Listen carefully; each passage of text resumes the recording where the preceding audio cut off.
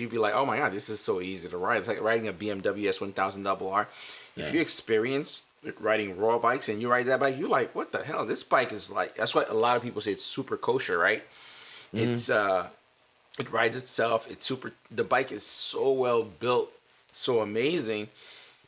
All the skill that you've learned, it's like, why did I need to know all this stuff? Because this bike just do it for me, Yeah. and it does it well. It does it so well that it doesn't tell you that it's doing it for you. You get off that bike, you jump on like a 2010 R1 with none of the nannies. You go and kill yourself. You get a false sense of mortality for sure, dude. You get. Let's go, yeah. Yeah. Yeah. 100%. Mm-hmm.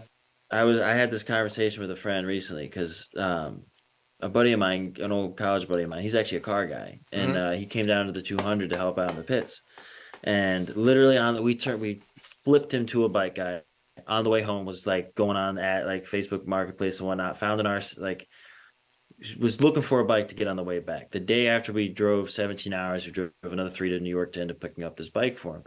But he asked me, he asked all my buddies who were down there, the other people in the pits, and that were who volunteered to come. God bless them, to help me out. And everyone, like one of them has even won championships on 300. He's like, you don't understand just how fun a 300 could be. Like everyone was saying the same thing. Like start small. Now he ended up getting like an R6, and I get a call from him this morning actually, and he's like, yo man, there's a lot of power up above 10,000 RPM. I'm like, I told you, man. I told you it'll go away from you if you're not too careful.